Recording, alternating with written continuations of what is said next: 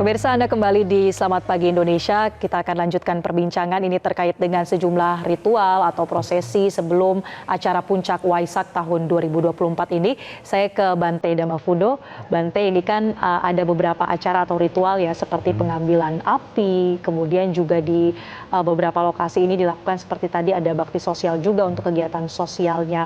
Apa sebetulnya makna dari setiap ritual ini, Bante? Ya, jadi ritual kalau misalnya kita bilang pengambilan api, ya tanggal 21 Mei nanti, api ini adalah simbol daripada terang, ya kan.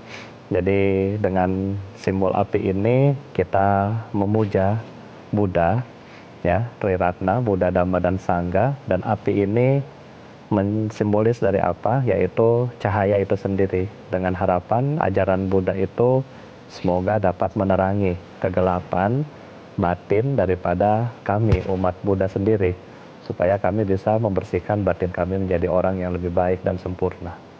Nah, kemudian kalau air ini sumber daripada kehidupan. Air kita lihat sifatnya netral dan senantiasa membawa kehidupan. Nah, sehingga simbolis dari air adalah kehidupan manusia itu dinamis. Ya kan, setiap masa, setiap zaman, setiap event itu selalu pasti ada perubahan.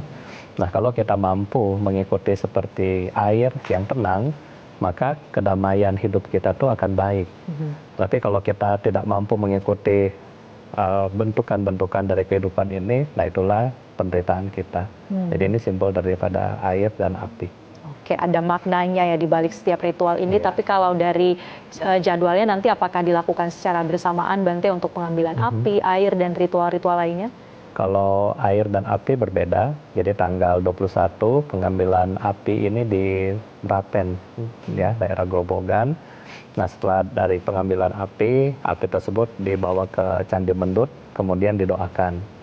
Kemudian tanggal 22 pengambilan air, ya di Umbul Jumprit di Temanggung. Oke, yang bisa mengikuti ritual-ritual ini siapa saja, Bante?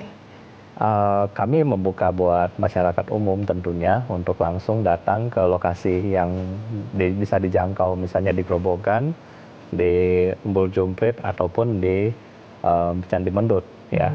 Tetapi mostly yang ikut paling banyak adalah para biku atau para pemimpin-pemimpin majelis.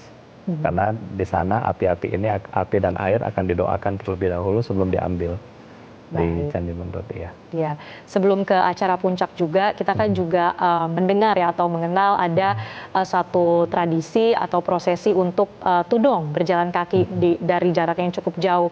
Saya ke Pak Supriyadi. Pak Supriyadi, ini per hari ini apakah sudah tiba untuk umat Buddha yang melakukan prosesi tudong ini di Indonesia?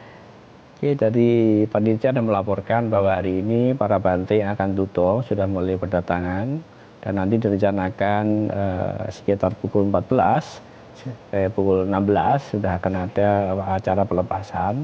Rencana kami akan dilaksanakan di Taman Mini Nusa Indah. Berarti sudah ada yang tiba dan nanti akan ada yang tiba lagi ya, Pak Supriyadi ya? Bersamaan hari ini semuanya. Bersamaan seluruhnya hari ini. Kurang lebih ada sekitar 40 gitu. 40 Bante. Ya. Nah, Bante Damafudo mungkin pernah melakukan tradisi tudong ini, Bante? Kalau saya belum pernah ya, untuk jalan begitu jauh nggak pernah. Tapi mengetahui begitu ya, apa maknanya di balik ini? Jadi kalau makna, jadi biku tudong ini mereka sebenarnya melakukan 13 peraturan yang lebih ketat daripada kami yang biasa. Ya misalnya contoh, jubah yang digunakan itu hanya satu set. Mostly kalau kami biasa boleh pakai dua set bisa pakai, tapi mereka itu cuma satu bisa pakai. Nah, ini contoh.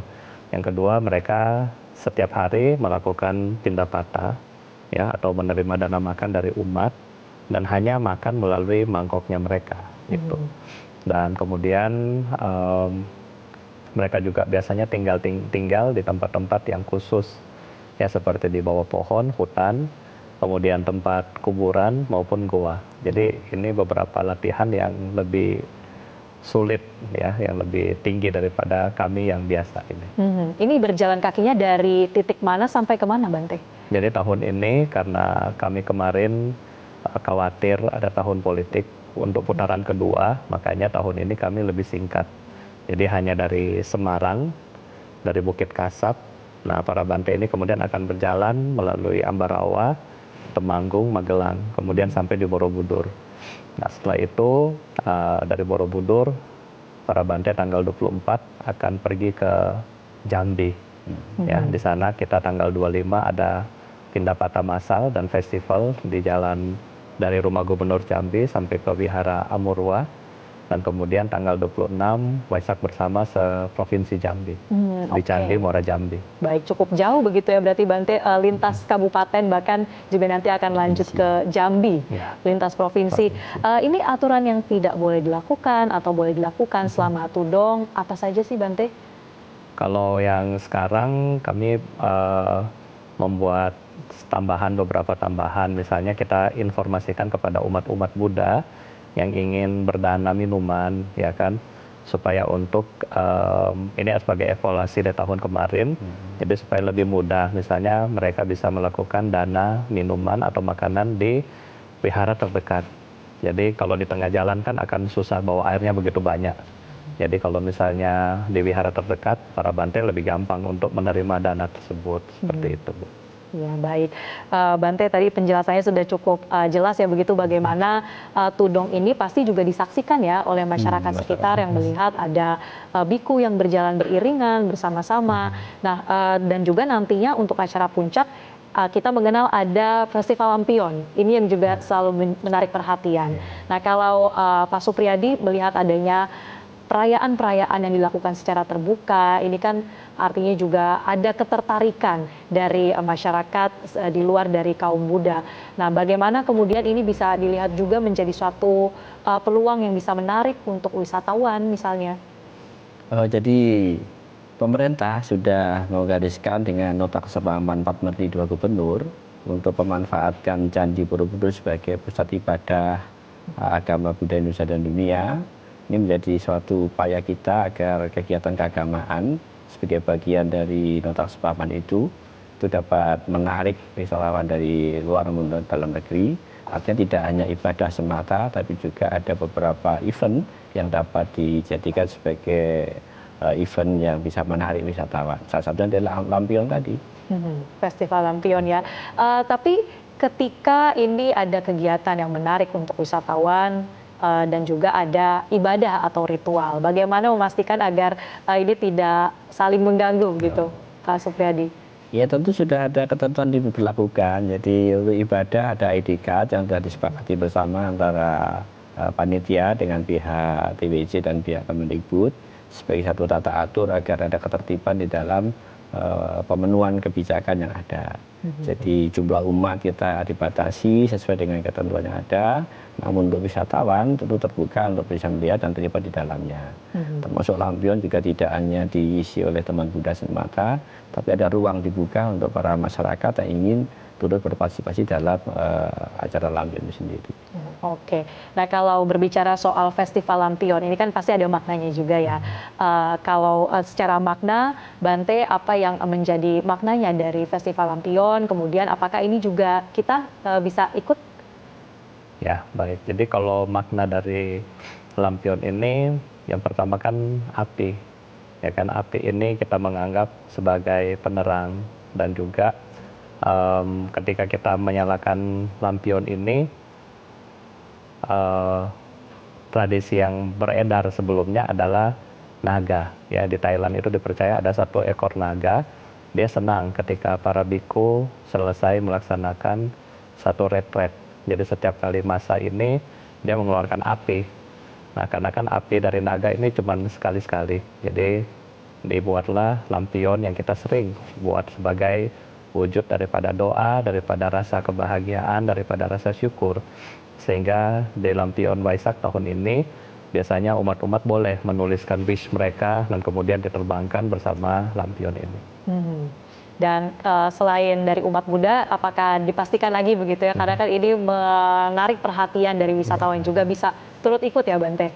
Ya, kalau untuk wisatawan boleh. Jadi memang kita buka lampion ini buat siapa aja. Ya, cuman sebelum melepas lampion, biasanya panitia mengajak peserta untuk bersama-sama melakukan meditasi dengan ritual-ritual tertentu seperti Oke, itu. ada meditasi juga ya, dan ini dilakukan benar nggak Bante? Biasanya jelang malam hari begitu. Ya, Artinya biar lebih tenang juga, lebih khusyuk, lebih sakral. Nah, apa nih imbauannya untuk umat Buddha ataupun masyarakat umum yang ingin mengikuti ritual di malam hari itu? Jadi ketika Waisak nanti, baik lampion ataupun Waisak umum, ya, jadi umat-umat yang ingin berpartisipasi bisa menggunakan misalnya seragam baju putih-putih.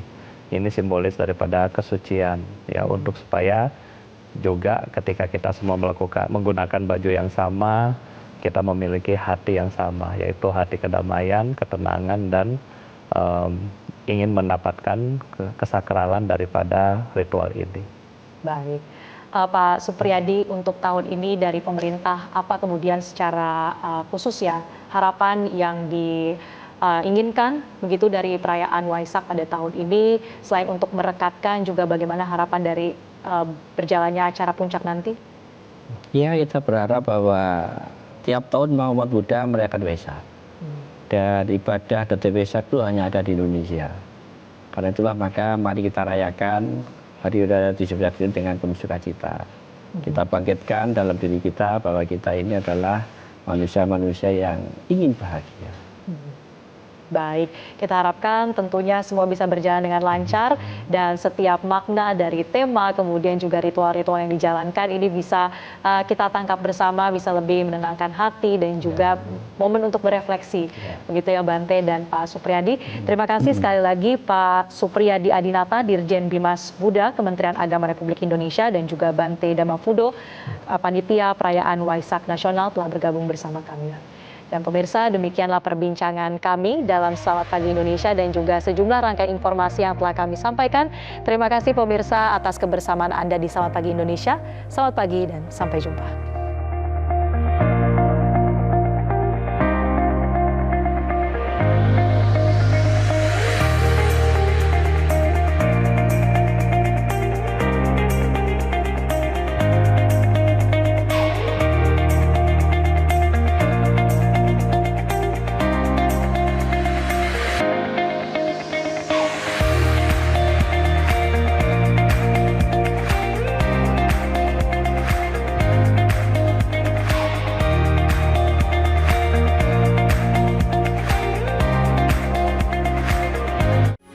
Metro TV. Jelajahi cara baru mendapatkan informasi. Download Metro TV Extend sekarang.